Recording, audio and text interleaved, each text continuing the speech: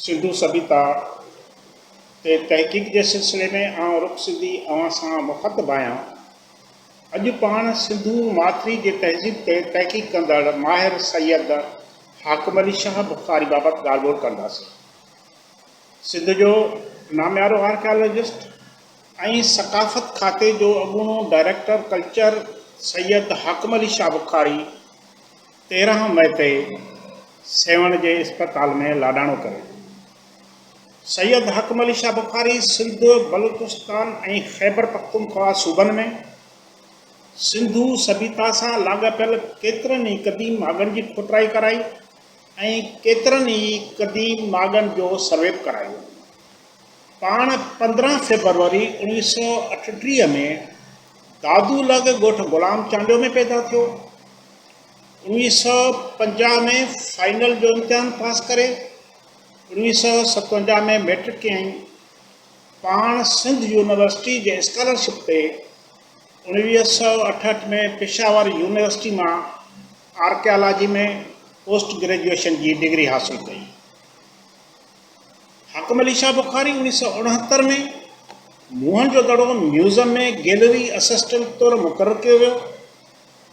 पाण क़दीम आसारनि वारे खाते में 29 साल मुलाज़मत बैदि 14 फरवरी 1998 ते रिटायरमेंट हासिल कई। पाण सैयद हाकिम अली शाह बुखारी के मुलाज़मत दौरान मुख़्तलिफ़ वक़्तनि ते इटली, जापान ऐं बरतानिया वञण ऐं सिखण जो मौक़ो मिलो। हिन खे तइलीम तरबियत ऐं इज़ाफ़ी कोर्सनि जे सिलसिले में दर्जन खां वधीक एवार्ड ऐं सर्टिफिकेट मिलिया। हिन आर्कियोलॉजी खाते तरफ़ां 1967 ऐं 1968 में ख़ैबर पख्तूनख्वा सूबे में क़दीम माॻ इम्तान जी खोटराई कराई, जॾहिं त बलूचिस्तान जे क़दीम माॻ पेर जी 2 भेरा 1970 ऐं 1974 में खोटराई कराई। सिंध में 1973 में सिंधु माथिरी जे क़दीम माॻ झक्कर जी खोटराई कराई। पाण साॻिए ई साल सिंध जे लाड़ वारे इलाइक़े में 1 महीने ताईं क़दीम माॻनि जी चोख ऐं चकास जो कमु पिणु कयो। ज़ाती तौर ते सिंध जे केतिरनि ई ज़िलनि में क़दीम माॻनि जे पड़ताल जो कमु कयो।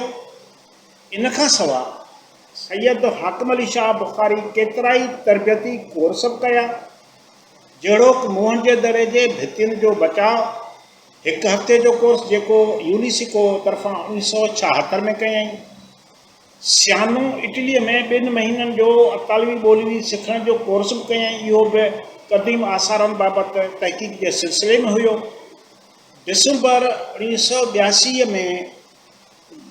1982 खां जनवरी 1983 ताईं हिन अतालवी ॿोली सिखी।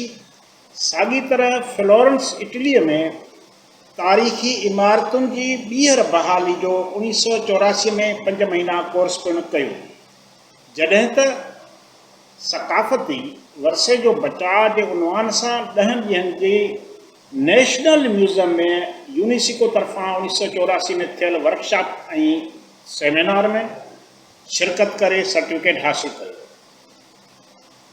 सैयद हाकिम अली शाह 1985 में 2 हफ़्तनि लाइ जापानी म्यूज़ियमनि जो दौरो करे म्यूज़ियमनि बाबति ॼाण हासिल कई।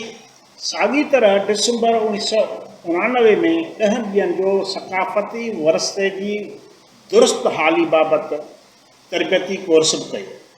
संदसि केतिरा ई किताब ऐं मक़ाला शाया थियल आहिनि, जिन में कुझु किताबनि जो हिते ज़िक्र कजे थो। अंग्रेज़ीअ में सिंध जे जाबलू सिलसिले ते लिखियल किताब खीरथर जो शरीक मुसनिफ़ आहे। पाण सिंध जे क़दीम आसारनि जी डिक्शनरी जो बि शरीक लेखक आहे।